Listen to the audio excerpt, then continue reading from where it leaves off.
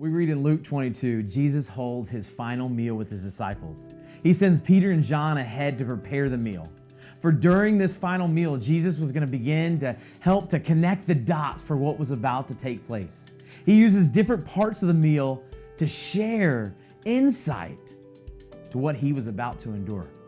The bread at the meal he used and said, look, this symbolizes my body, the body that's going to be beaten and bruised. It symbolized the suffering he would endure for all of mankind. He then took the wine and he said, look, this wine symbolizes my blood that I would shed during my death, creating a new covenant, a relationship with God that they could now have because of this ultimate sacrifice. Following dinner, Jesus went out to the garden and prayed like he often did. The disciples followed. He told them to pray that they would not be led into temptation. Then he went a little further and he dropped to his knees and he prayed. And it's here in Luke chapter 22, verse 42, Jesus' prayers recorded.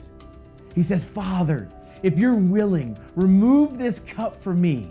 In other words, Jesus was wrestling with the events to come. He knew what it was about to take place and what he was going to have to endure and how difficult it was going to be. But Jesus continues and he says, look, nevertheless, it's not my will, but your will be done. As Christians, we can learn something very important from this day.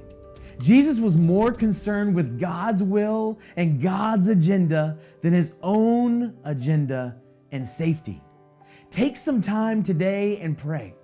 Ask God that he would give you a heart to follow him, regardless of the cost.